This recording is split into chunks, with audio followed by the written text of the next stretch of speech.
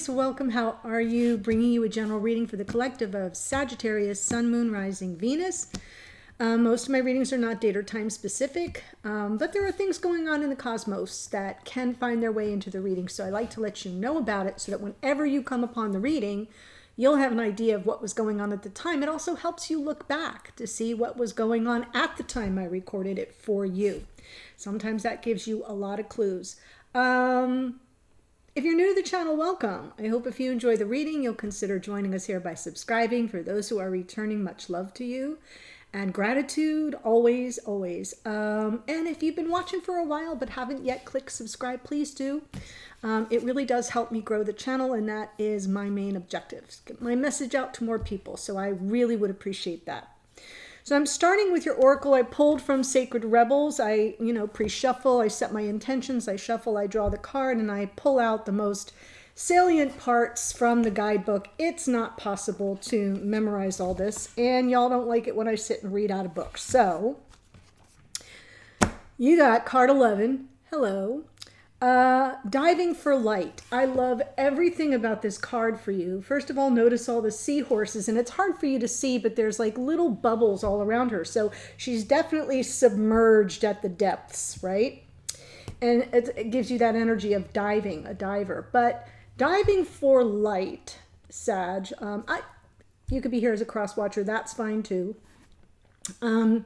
This is about looking for light in that which seems dark, right? If you are going through a dark night of the soul, if you are experiencing some kind of dark energy, whether you're just feeling very stuck or whether you feel like you can't see your way clear, like you're having an 8 of Swords moment, maybe full of self-doubt, and you know how she's blindfolded. 2 of Swords is blindfolded, like if you're struggling with a decision or trying to find clarity around something. So it doesn't have to be anything super, super dark, but it can be some sadness or senses of isolation for many of us lately. That has been a real thing. Situational depression, right? I mean, think about it. We, as a collective, we've all been going through it for going on 3 years now. So it can be related to that in a societal way, but it can also be very deeply personal. So that is what's being spoken to in this card. And it's talking about diving for the light. Like when things seem dark, it's not about pushing yourself up off the bottom to plunge and break through the surface. That's the obvious way. This is about going deeper. I know it's intense, but it's actually very brave. It's very brave. It's a sign that you're on track and right where you need to be. It's part of your spiritual growth and very necessary for your spiritual evolution, for your evolution as a soul having a human experience, and eventually for your ascension. Right? For how you take all that you've learned in that darkness, how you've managed to find the light in that experience, and how you've allowed it to raise your vibration and bring it forward in the way that you operate in the world, in the way that you operate in your home or in your family or in your workplace, right? It's going to change you profoundly for the better. Okay, that took me a hot minute. So where do I want to go for you? I will use this deck. Glad I chose it. You're right there on the bottom. Sag energy. Okay, again, you can be here as a cross watcher. Sometimes the messages come through directly for a cross watcher. As always, you may need to reverse the energies. I'm going to say this is Sagittarius, but it could come through reverse. Don't sweat it. Whatever side of the spread speaks more to your experience, claim it. And just know that the other is representing that of your divine counterpart, regardless of their sun sign. Okay. I'm telling you, I'm feeling something's coming in for you here, Sag, or whoever you are. Yeah, okay, so maybe we're ready for some wish fulfillment. Bring it on. Here it comes. This is how you're each showing up in the reading. I'm just going to go ahead and pull the rest of the cards, and then I'll walk you through it. Oh my goodness.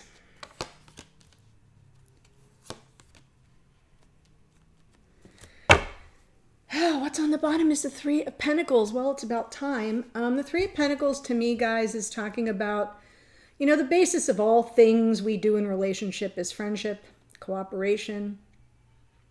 In a relationship, a serious relationship, a monogamous, let me get it straight, a monogamous relationship is what I'm speaking to.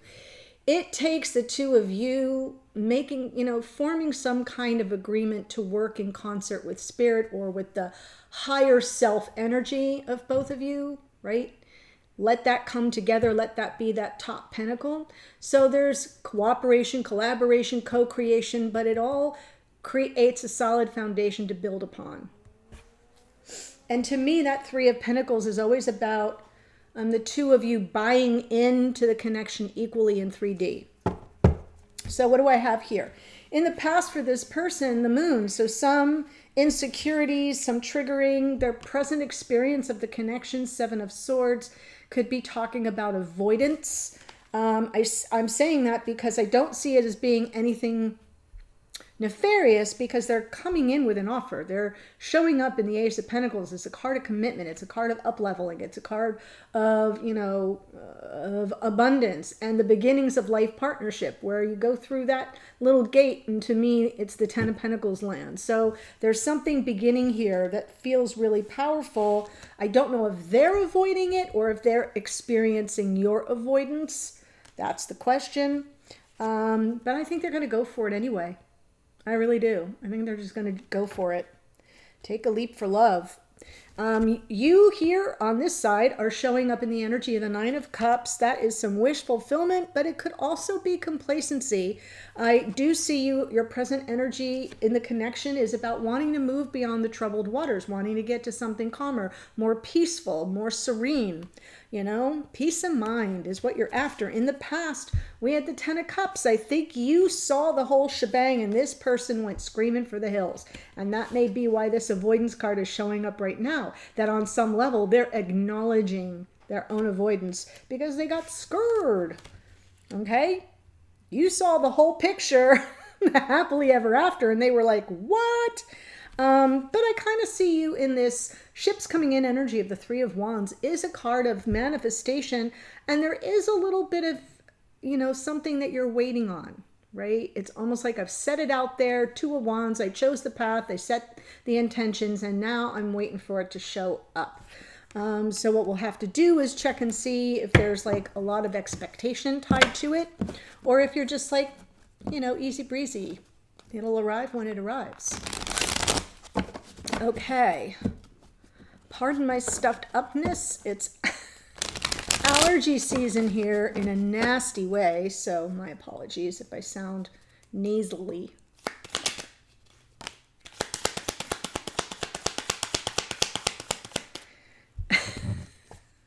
But of course, the King of Swords, some of you know, if you've been watching for a while, you know this, it isn't a Sagittarian reading if King of Swords doesn't show up.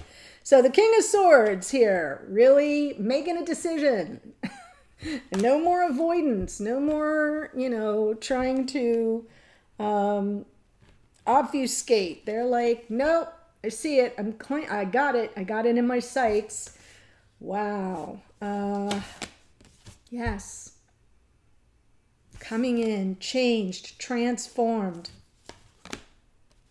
Oh, guys, don't make me cry. Y'all know I get emotional. Look, this is so beautiful. So they're holding the energy that when I pull from the bottom, for those who are new, it's just what's going on behind the scenes or in somebody's unconscious awareness. So they're definitely holding this soul connection in their mind, in their heart. And they're making decisions very clear, very strategically about coming to make an offer and leave behind that which no longer serves them. This is a card of growth, change, transformation. Yeah, sometimes death is about something's got to end. But in this case, it seems like what has to end is the avoidance. That's what's being left on the cutting room floor. That's pretty wonderful. All right, so let's look at the past.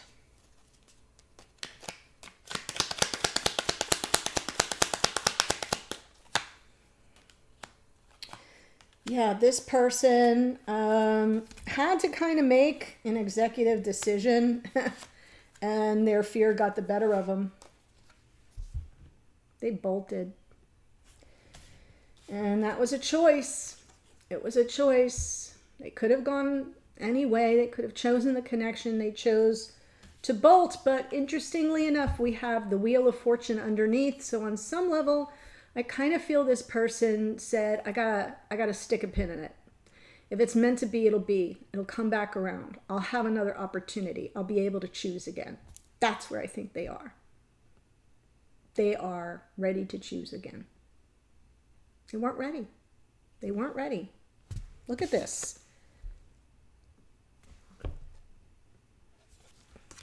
But they left it to fate. They left it to destiny. They left it to karma. And if, you know, on a wish and a prayer, if karma's my friend, I'll have this opportunity again down the road. And I feel like they're sensing they have that opportunity now. That's what they're planning. Seven of Swords. Come on, don't make a liar out of me.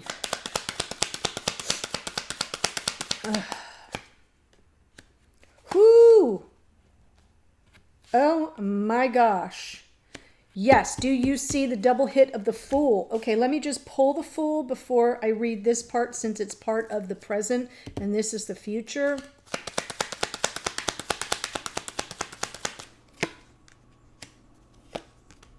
They do not want to let go of this connection, but they don't know how to, they're not going to know how to proceed because they may feel that you might be shut down. All right, so, because, you know, yeah. So what I see happening here for this person, how they're showing up versus their present experience of the connection, kind of feel like they're really trying to get some clarity, Two of Swords. They're kind of unsure and not clear around what their own dealio is. The Seven of Swords and the Devil together, not a great match, not a good combo. If it's about if it's about cheating, it's like diabolical. I don't think that's what it's about in this situation. I feel it's about avoidance. I feel it's about control. I feel like this person's fear, this Moon card tells all, right? Because the Devil is just fear. The Seven of Swords is even fear, right? Because the Seven of Swords will look you straight in the face and say, oh no, I want what you want. And then they're out the back door. They don't want what you want. And they don't know how to tell you because fear. So I feel that their fear in the past made them split, totally flaked out. And here they're trying to get a grip on it. Two of Swords, like, what? What is this about? What is going on with me? Why is it so hard for me to just tackle this head on? But the Fool just leaps. Leap and trust the net will appear. I mean, that's kind of the energy I'm feeling is bubbling up under the surface for this person. They're sitting there trying to kind of like get a grip on their own indecision or their own avoidance or their inability to deal with something head on. And instead they just obfuscate. It's self-deception, right? It's their own denial. It's their own avoidance of everything. It's just a pattern. It's a pattern. It's how they operate in life in general. It is not just special for you. It's just this person's nature. And they're really trying to go deep within. The message of the Two of Swords, my favorite interpretation of it, is that it's a deeper inner search for truth and the meaning and purpose of a decision that needs to be made, and then how best to proceed. It's really a spiritual card, believe it or not. It does represent a little bit of stuck energy because it kind of puts everything, well, at least in slow-mo, if not bringing it to a screeching halt. But, you know, this is all ego stuff. This is all fear-based. It's a pattern. And they're preparing to override it. They're preparing to override that tendency. Very strategically, I might add. They're leaving that behind. That's what's dying off. Something this person knows that some aspect of their nature has, or behavior patterns, has to die off so something new can be born into its place. Here's the new being born into its place, taking a chance, taking a risk, following their heart. But we've got the Four of Pentacles, which is guarded energy, and we've got the Eight of Swords, which is, I'm stuck again. Overthinking, self-doubt, self-limiting beliefs. Could be that this person, because this is forward-facing, takes a leap towards you and meets up with your resistance, meets up with some boundaries and boundaries are good, don't get me wrong, but maybe it's like a wall that feels insurmountable and kind of brings them to a screeching halt. And, it could be that this person will take a leap, but only leap so far as well, because they may be like self-protection mode so that they don't get hurt. So I'm seeing it could be both sides. I'll know better when I get over to this side of the reading to see what's coming up for this person, who I think is you watching. But yeah, I feel like this person's going to overcome a lot of their own patterns and behaviors. And then they're going to be like 2 steps forward, half a step back. Old habits die hard, guys. It's like it's work. So let's see the Nine of Cups. Three of Cups, the Six of Wands, the Three of Wands. Wow. So again, like you're already, ready and waiting for that that triumphant homecoming, this return, this person coming back to make things right, a message of peace, an opportunity for the two of you to reconcile any differences. I feel like you're kind of in anticipation of that. I do see reconciliation here with the Three of Cups as well, right? Resolving those old issues, having a cause for celebration would be your wish fulfilled. So you're showing up in this reading very open, very hopeful, even anticipatory. In the past, 10 of Cups. King of Cups, yeah. Knight of Wands.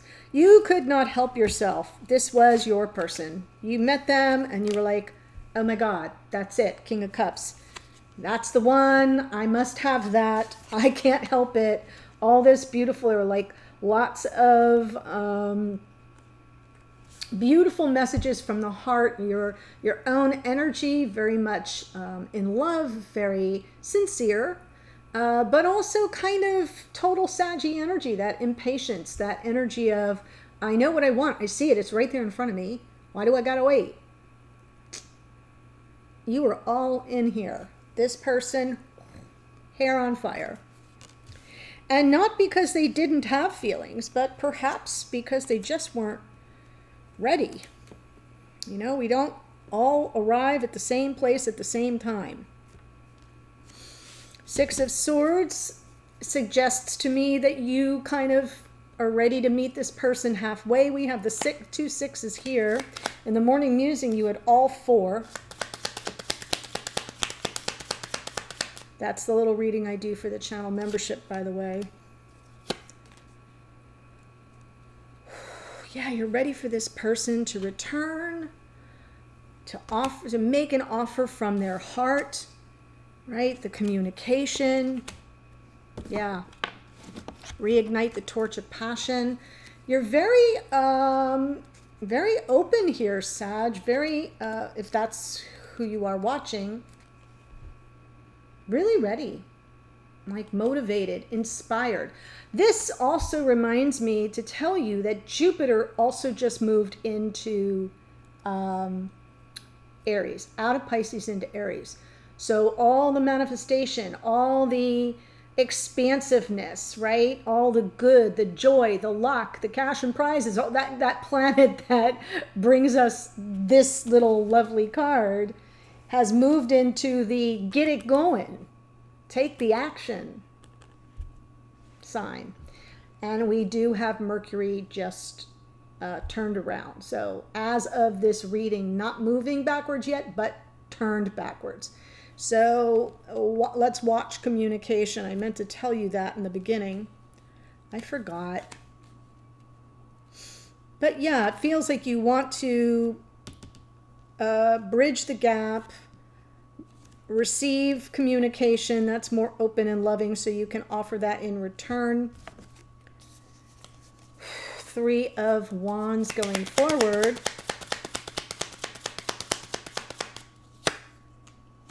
Yeah. You're waiting for second chances here. There's a little Saggy energy with the Queen of Wands. You know what you want. You're in your power. You're on point. Look, Three of Wands, Judgment, Queen of Wands.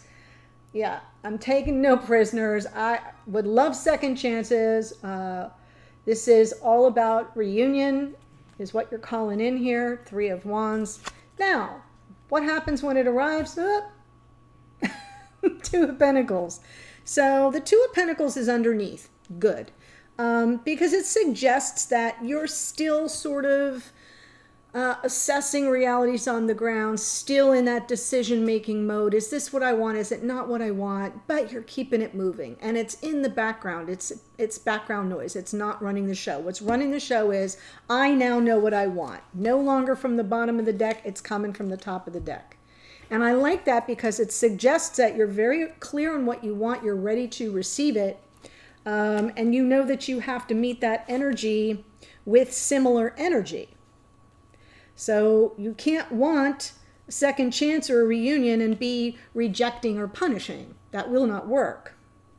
So I have a feeling that this, now that I see where you're headed, I kind of feel like this person, as much as they intend to leap forward, they keep something on reserve. They're not quite ready to let go of the connection, but they're also not ready to be a total open book. They're going to hold a little back on reserve. They're going to be feeling a lot of self-doubt, second-guessing themselves. There might be a lot of self-limiting beliefs that have them, you know, kind of guarded and tentative, and they may be very concerned about getting hurt. And all this over here, the Moon and the Eight of Cups and the Seven of Swords and the Devil, might all be about this one card here. Total fear of letting someone in enough and running the risk of getting hurt.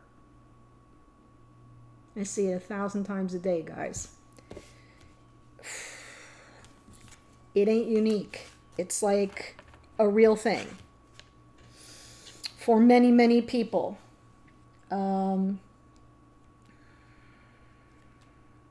Which tells you the power of love and the power of emotions. And how we should all how we should all strive to see ourselves in the other, you know? Like when you see someone struggling and fronting, like, you know, I'm good, I'm cool, I'm tough, it's not a big deal. And you see the child inside and you're like, no, you're not good, you're not tough, it's not all okay. And it's okay to be a little vulnerable. Get it. I get it. Like when you offer somebody that soft place to land by virtue of seeing them because you see you in them, it is the most healing thing in the world, and I wish that for everybody. Okay, I digress. Let me tell you who showed up in the reading.